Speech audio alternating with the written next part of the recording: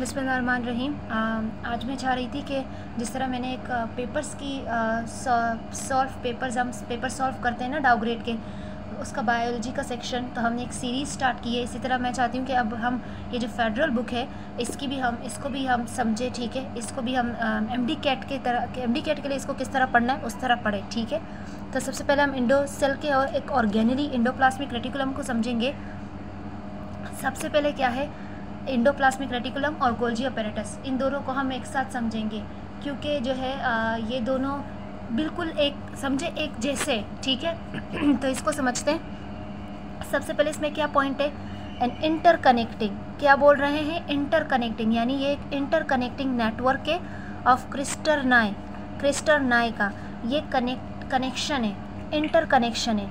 Interconnection मतलब किसके दरमियान इंटरकनेक्शन है, आपको पता है ना इंडोप्लाज्मिक कहाँ पर मौजूद होता है सेल में, ये आपका न्यूक्लियस है। अगर ये सेल है और अगर ये न्यूक्लियस है तो यहीं पर इंडोप्लाज्मिक रेटिकुलम पाया जाता है, ठीक है। So it is a connection between nucleus and the cell cytoplasm. Clear हो गई बात, इतनी बात क्लियर हो गई, इसलिए इसको इंटरकनेक्टिंग नेटवर्क बोल रहे हैं। अब क्रिस्टरनाई क्या है, इलोंगेटेड क्लोज्ड सेक, ठीक है। इंडोप्लाज्मिक रेटिकुलम दरअसल इस तरह के सेक है, आपको सेक पता है ना, आप तेलियाँ ले लो, ठीक है, आप तेलियाँ कंसिडर कर लो, ये सेक बनी हुई है और इस कनेक्शन को हम बोल रहे हैं इंडोप्लाज्मिक रेटिकुलम, ठीक है। और इस इलोंगेटेड सेक को हम क्या बोल रहे हैं, cisternae, which is generally extended from nuclear membrane to the plasma membrane. वही बात हो गई, न्यूक्लियर मेम्ब्रेन से लेकर प्लाज्मा मेम्ब्रेन तक है, throughout the cytoplasm of all eukaryotic cell, it's called endoplasmic reticulum. साफ बात हो गई। ऊपर ही उन्होंने बता दिया इंटरकनेक्टिंग नेटवर्क। इंटरकनेक्टिंग नेटवर्क का मतलब ही ये है कि ये जो है न्यूक्लियस को सेल के और ऑर्गेनली से साइटोप्लाज्म से कनेक्ट करवा रहा है, ठीक है। इसलिए ये एक नेटवर्क है क्रिस्टरनाई का जो कि एक्सटेंडेड है न्यूक्लियर मेम्ब्रेन से प्लाज्मा मेम्ब्रेन तक। There are two types of ER, rough ER and smooth ER, ठीक है, rough endoplasmic reticulum and smooth endoplasmic reticulum. अब पहले आपने डेफिनेशन पढ़ ली, अब आपने दो टाइप्स पढ़ ली, नोट्स बनाए। डेफिनेशन हो गई, अब दो टाइप्स हो गई। Most sales contain both types, कुछ सेल्स ऐसे हैं हमारी बॉडी में जो कि बहुत सारे दोनों टाइप्स ऑफ ER उनके पास पाए जाते हैं, और कुछ सेल ऐसे हैं जिनके पास सिर्फ स्मूथ ER होता है, for example skeletal muscle cell.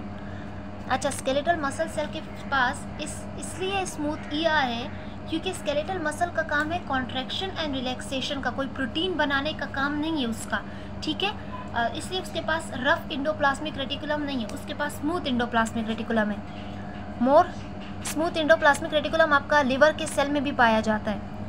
More where these are called sarcoplasmic reticulum. अच्छा, जो इंडोप्लाज्मिक रेटिकुलम आपके स्केलेटल मसल में पड़ा हुआ है ना, उसका नाम क्या है, सार्कोप्लाज्मिक रेटिकुलम, कुछ भी नहीं है। इसी इंडोप्लाज्मिक रेटिकुलम को सार्कोप्लाज्मिक रेटिकुलम का नाम दे दिया, लेकिन तब जब वो स्केलेटल मसल सेल में होगा। अब rough endoplasmic reticulum has ribosomes, ठीक है। स्मूथ और रफ में यही फ़र्क है, इसके पास राइबोसोम्स है, इसके पास नहीं है। Attach to the site facing the cytoplasm, यानी अगर ये इंडोप्लाज्मिक रेटिकुलम है और ये रफ इंडोप्लाज्मिक रेटिकुलम है, तो अगर ये रफ इंडोप्लाज्मिक रेटिकुलम है तो इस पर जो राइबोसोम्स लगे होंगे ना, वो इस साइड पे लगे होंगे, यानी वो इस साइड पे लगे होंगे कि वो साइटोप्लाज्म को फेस कर रहे होंगे। ये साइटोप्लाज्म है ना आपका। And has rough appearance, rough appearance होगी, ऑब्वियसली आपको रफ दिखेगा under electron microscope. Rough ER is mainly concern with the events of protein synthesis, that is translation. Rough endoplasmic reticulum का एक ही फंक्शन है प्रोटीन सिंथेसिस का। अब मैं आपको ये बता दूं कि प्रोटीन सिंथेसिस का काम क्यों है, क्योंकि इसके पास राइबोसोम है। असल जो ट्रांसलेशन का काम है ना प्रोटीन सिंथेसिस का, वो राइबोसोम करता है। और इसलिए रफ और स्मूथ इंडोप्लाज्मिक रेटिकुलम में फ़र्क भी ये है कि rough endoplasmic reticulum protein synthesis करवाता है, जबकि स्मूथ इंडोप्लाज्मिक रेटिकुलम नहीं करता। वो क्यों नहीं करता, क्योंकि उसके पास राइबोसोम नहीं है। तो जो प्रोटीन ट्रांसलेशन का काम है दरअसल वो राइबोसोम का है, और अगर इंडोप्लाज्मिक रेटिकुलम प्रोटीन ट्रांसलेशन कर रहा है तो वो इसलिए कर रहा है क्योंकि उसके पास राइबोसोम है, due to association of ribosome. देखो उन्होंने वो बात दोबारा कह भी दी। However they are present in the cell also provide a mechanical support to the cell. अच्छा, इसकी राइबोसोम की प्रेजेंस ना सिर्फ ट्रांसलेशन प्रोटीन सिंथेसिस करवा रही है बल्कि मैकेनिकल सपोर्ट भी दे रही है सेल को। Smooth ER, smooth ER is continuous with rough endoplasmic reticulum. अच्छा, अगर ये न्यूक्लियस है, न्यूक्लियस के बाद रफ इंडोप्लाज्मिक रेटिकुलम है, तो रफ इंडोप्लाज्मिक रेटिकुलम के बाद है स्मूथ इंडोप्लाज्मिक रेटिकुलम। ठीक है, ये वाला रफ हो गया। और ये आपको अभी आपको समझ भी आने लगेगा कि क्यों अल्लाह ताला ने न्यूक्लियस के बाद रफ इंडोप्लाज्मिक रेटिकुलम रखा है और रफ इंडोप्लाज्मिक रेटिकुलम के बाद स्मूथ इंडोप्लाज्मिक रेटिकुलम रखा है, और स्मूथ इंडोप्लाज्मिक रेटिकुलम के बाद होगा Golgi apparatus. Is continuous with rough ER. Since ribosomes are not attached to it, therefore it has smooth appearance under electron microscope। बात वही हो गई। The smooth ER function in various metabolic processes, for example, smooth endoplasmic reticulum. अगर आपने मेरी डाउग्रेड की video देखी हो तो मैंने स्मूथ इंडोप्लाज्मिक रेटिकुलम की पूरे फंक्शंस बताए थे। जितने फंक्शन है ना स्मूथ इंडोप्लाज्मिक रेटिकुलम के, वो मैंने सारे बता दिए हैं। ठीक है, तो आप वो देख लीजिएगा, आप वो लिख दीजिएगा, अपने साथ नोट कर लीजिएगा। पहला function metabolism of carbohydrate. Carbohydrate की मेटाबॉलिज्म करता है। मेटाबॉलिज्म मतलब तोड़ फोड़ करता है। डिटॉक्सिफिकेशन ऑफ ड्रग्स की डिटॉक्सिफिकेशन करता है, पॉइजन्स की, specially in the liver cell. मैंने आपको पहले ही बता दिया था कि लिवर सेल्स में आपको स्मूथ इंडोप्लाज्मिक रेटिकुलम मिलेगा। क्यों मिल रहा है? क्योंकि वो detoxification of drugs and poison करवा रहा है। Synthesis of lipids including oil, phospholipids and steroids also take place in the smooth endoplasmic reticulum. It also store calcium ions। ये बहुत इंपॉर्टेंट है। ये क्यों स्केलेटल मसल में पाया जाता है स्मूथ इंडोप्लाज्मिक रेटिकुलम? क्योंकि ये कैल्शियम आयन स्टोर करता है। When release calcium ion trigger contraction of the muscle। ठीक है, smooth ER also transport various cellular products। अब ये बात आ गई, ये सेलुलर प्रोडक्ट्स भी ट्रांसपोर्ट करता है। ये ट्रांसपोर्ट का काम, ये सारे फंक्शन तो बंदे को समझ आ जाते, ट्रांसपोर्ट का फंक्शन समझ नहीं आता है। वो कैसा है? आपके न्यूक्लियस ने डीएनए को एमआरएनए में चेंज कर दिया। क्लियर हो गई वो बात? जब उसने इस न्यूक्लियस ने डीएनए को एमआरएनए में चेंज कर दिया तो ये एमआरएनए कोड जाता है इस इंडोप्लाज्मिक रेटिकुलम के राइबोसोम्स के पास, और जब वो राइबोसोम्स के पास जाता है तो राइबोसोम क्या करता है? उस एमआरएनए को प्रोटीन में चेंज कर देता है। अब प्रोटीन बन गई। और इंडोप्लाज्मिक रेटिकुलम सिर्फ ये काम नहीं करता। देखो ये सीक्वेंस है अमाइनो एसिड्स का। ठीक है, ये आपको किसने बना के दिया? ये आपको बना डीएनए। ऐसा होता है ना भाई, जीन एक्सप्रेस होते हैं। ठीक है, जीन एक्सप्रेस का क्या मतलब है? यानी अमाइनो एसिड। ठीक है, अगर जीन एक्सप्रेस हो रहे तो जीन में क्या होता है? डीएनए। दरअसल वो जो जीन एक्सप्रेस हो रहे होते हैं वो डीएनए ही होता है। तो डीएनए के अमाइनो एसिड्स का एक सीक्वेंस बनाता है। वो सीक्वेंस जाता है एमआरएनए के पास। ठीक है, वो जब एमआरएनए के पास जाता है उसके बाद वो जाता है राइबोसोम के पास। राइबोसोम के पास जाने के बाद वो ट्रांसलेशन हो जाती है। ठीक है, आपका जो भी आपको प्रोटीन बनाना है, अब प्रोटीन के 3 स्ट्रक्चर्स होते हैं, first degree, second degree and third degree. अब जो आपको जौन सा भी आपको स्ट्रक्चर चाहिए वो आपको राइबोसोम बना के दे देता है। लेकिन अभी आपका राइबोसोम, आपका प्रोटीन बन गया, लेकिन इसके पास ना एक्स्ट्रा टर्मिनल्स भी होते हैं, एन टर्मिनल और सी टर्मिनल। वो हमें नहीं चाहिए, वो हटाने पड़ते हैं। तो ये वाला जो काम है ये आपका इंडोप्लाज्मिक रेटिकुलम करता है। ठीक है, ये जो एक्स्ट्रा टर्मिनल्स होते हैं वो प्रोटीन से हटा देते हैं। अब जब ये प्रोटीन बन जाता है तो ये प्रोटीन जाता है स्मूथ इंडोप्लाज्मिक रेटिकुलम के पास। With the help of smooth endoplasmic reticulum ये ट्रांसपोर्ट होता है गोल्जी अपैरेटस के पास। तो ये स्मूथ इंडोप्लाज्मिक रेटिकुलम का जो इन्होंने फंक्शन बताया है ट्रांसपोर्ट का, दरअसल ये यही फंक्शन होता है कि ये रफ इंडोप्लाज्मिक रेटिकुलम से प्रोटीन लेता है और उसे गोल्जी अपैरेटस के पास भेज देता है। अच्छा, विद इन द सेल्स और out of the cell, for example, proteins from rough ER are also transported to the Golgi apparatus through the smooth ER. Like rough ER, the presence of smooth ER in the cell also provide mechanical support to the cell. यानी mechanical support भी provide कर रहे हैं।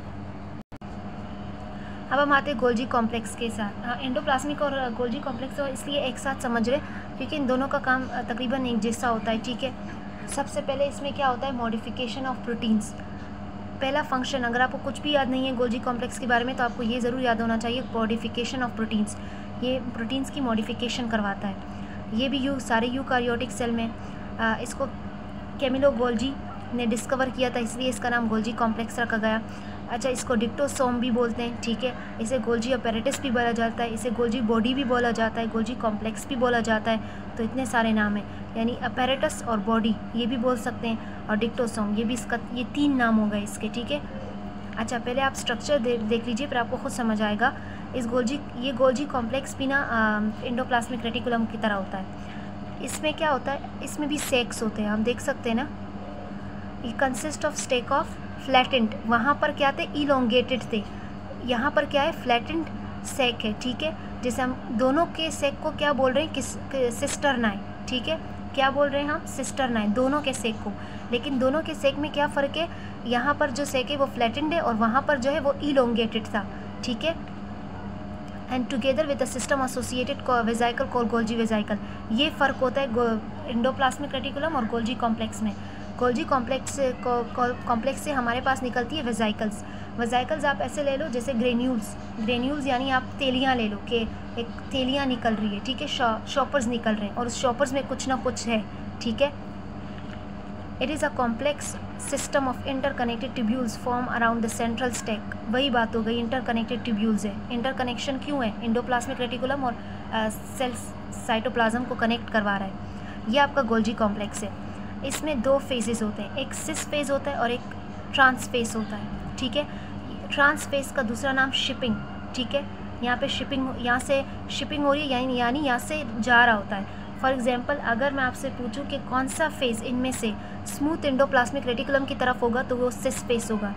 यहाँ से क्या करता है, ये रिसीव करता है। क्या रिसीव करता है, प्रोटीन्स रिसीव करता है जो स्मूथ एंडोप्लाज्मिक रेटिकुलम इस फेज को दे रहे होते हैं। फिर ये अंदर आता है, जब कोई भी प्रोटीन यहाँ से इसने रिसीव किया सिस फेज से, अंदर आया प्रोटीन और उस प्रोटीन को इन्होंने वजाइकल, ये रे वजाइकल बंद रहे, ठीक है, ये वजाइकल है सारे, उसको वजाइकल में बंद किया, यानी यही हो गया ना। इसे हम फूड पांडा भी बोलते हैं, गोल्जी कॉम्प्लेक्स को। फूड पांडा क्या करता है, आपको पैकिंग करके देता है। तो यहाँ से प्रोटीन आया, स्मूथ एंडोप्लाज्मिक रेटिकुलम ने सिस फेज में बंद किया, जैसे ही वो उसे पैक करवाता है वो जाता है ट्रांसफेज के पास, ठीक है, और ट्रांसफेज से वो साइटोप्लाज्म में निकल जाता है। अब उस प्रोटीन का हमें कहाँ पर उसकी ज़रूरत है, अगर उसे बाहर सेल से बाहर हमें उसकी ज़रूरत है तो वो सेल से फिर बाहर चला जाता है, ठीक है। ये फेज़, ये आपको पता होना चाहिए कि इस तरह स्मूथ एंडोप्लाज्मिक रेटिकुलम से थ्रू सिस फेज अंदर आता है, अंदर उसकी पैकेजिंग होती है और फिर ट्रांसफेज के थ्रू वो बाहर निकल जाता है। आप इसे देख रहे हैं, ये वाला बाहर निकल रहा है। अब आपको वही बताएंगे, at one end of the stack a new cisternae are constantly being form by the fusion of vesicle from the smooth endoplasmic reticulum. अब आपको इतने ज़्यादा नाम याद रखने पड़ेंगे।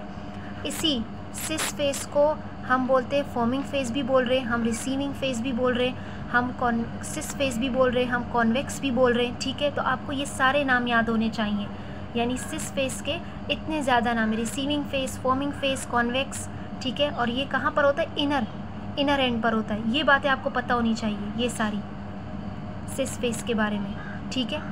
अब दूसरा भी फेज़ है वो है कॉनकेव है, ठीक है, कॉनकेव है, मैच्योरिंग फेज़ है, शिपिंग फेज़ है और ट्रांसफेज, ठीक है, जहाँ पे सिस्टरनाए ब्रेक हो रही हैं, ठीक है, इनटू वेजाइकल्स। अब हम आते हैं इसके फंक्शन पर। ये तो स्ट्रक्चर हो गया। फंक्शन इसका क्या है, सेल सिक्रीशन। अब सेल सिक्रीशन आपको पता है, इससे वेजाइकल्स निकल रहे हैं ना, और वेजाइकल्स में क्या होंगी, सेल सिक्रीशंस होंगी।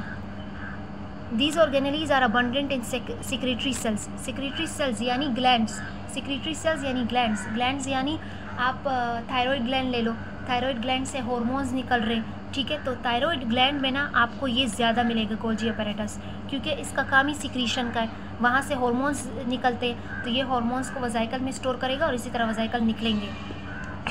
The cell secretions mainly consist of proteins. Golgi complex collect these proteins from rough ER through SCR, modify them to perform specific function and then export to these modified products in the form of vesicle. पूरी वही कहानी हो गई जो मैंने आपको पीछे बता दी। Certain organelles such as lysosome, peroxisome, glycoxysome and also originate from the Golgi complex. यानी ये जो आपके लाइसोसोम है, पेरोक्सिसोम, जिसके साथ सोम आ रहा है ना, ये जितनी सारे सोम्स है ना, ये सारे आप समझ लो आप तेलियाँ हैं। कॉमन अगर आप बायोलॉजिकली आप पढ़ोगे इसे तो आप वेजाइकल्स पढ़ोगे, लेकिन अगर कॉमनली मैं आपको समझाऊँ तो समझो ये तेलियाँ हैं और इनमें क्या पड़ा हुआ है, इनमें एंजाइम्स पड़े हुए हैं। ये अल्कोहल की डाइजेशन करता है, ये प्रोटीन्स की डाइजेशन करता है, ठीक है। ये ग्लाइकोऑक्सीजोम यानी आपके ग्लूकोज की ऑक्सीडेशन करेगा, ठीक है। इनमें ऐसे एंजाइम पड़े हुए हैं, ये भी ओरिजिनेट होते हैं आपके गोल्जी कॉम्प्लेक्स से। Golgi complex is also involve in the formation of conjugated molecules. Conjugated molecules यानी ग्लाइकोप्रोटीन, लिपोप्रोटीन। एक जो इसका फंक्शन है ना प्लांट सेल में, वो बहुत इंपॉर्टेंट है। वो क्या है, वो ये जो फंक्शन है ये मैंने आपको वीडियो में बताया भी था। ये वेजाइकल्स को राइस देता है, ठीक है। ड्यूरिंग सेल डिवीजन वेजाइकल्स बना के देता है, और उस वेजाइकल्स के पास क्या होता है, vesicles contain cell wall synthesis में मटीरियल, यानी सेल वॉल में जो गोल्जी कॉम्प्लेक्स है ना, उसका एक और भी काम है। वो काम क्या है कि वो वेजाइकल रिलीज़ करता है और उस वेजाइकल में होता है cell wall synthesizing material. Cell wall बनाने के जो मटीरियल्स हमें चाहिए ना, वो उसमें होते हैं। तो एट साइटोकाइनेसिस यानी जब आपकी साइटोप्लाज्म की डिवीजन हो रही होती है, तो यही गोल्जी वेजाइकल्स जो है सेल इक्वेटर पर फ्यूज़ हो जाते हैं। फ्यूज़ होकर क्या करते हैं, एक स्ट्रक्चर बनाते हैं जिसे हम फ्रेगमोब्लास्ट बोलते हैं। और इसी फ्रेगमोब्लास्ट से आगे क्या बनता है, सेल वॉल। आप ऐसे समझो, फॉर एग्जांपल वो सेल इक्वेटर है, ये सेल इक्वेटर बन गया, ठीक है। ये सेल इक्वेटर ऐसे ही बनता है ना, क्रोमोसोम होते हैं, स्पिंडल फाइबर ने अटैच किया हुआ होता है, ये आपका सेल इक्वेटर है। तो ये जो सेल इक्वेटर कैसे बनता है एक सेल में, these Golgi vesicles are arrange on the cell equator, ठीक है। ये गोल्जी वेजाइकल्स है, ये अरेंज हो जाते हैं इस तरह, यानी ये वो गोल्जी वेजाइकल है, ये अरेंज हो गया सेल इक्वेटर पर, ठीक है। अरेंज होकर क्या करता है, आप खुद बताओ, एक सेल यहाँ से डिवाइड हो, एक सेल ये बन जाएगा और एक सेल ये बन जाएगा, ठीक है। तो इस तरह ये फिर न्यू सेल ड्राइव हो जाता है, यही आपका न्यू सेल बन जाता है। कैसे, अब मैं आपको बताती हूँ। पहले सेल इक्वेटर बना, फिर इसको इस वेजाइकल ने सराउंड किया, अब होगी साइटोकाइनेसिस यानी साइटोप्लाज्म की डिवीज़न। जब साइटोप्लाज्म की डिवीज़न हो गई तो भाई एक सेल ये रहा और एक सेल ये रहा, तो भाई ये आपका सेल वॉल हो गया ना, सही है। तो यहाँ से आपका गोल्जी कॉम्प्लेक्स और एंडोप्लाज्मिक रेटिकुलम कंप्लीट हो गया।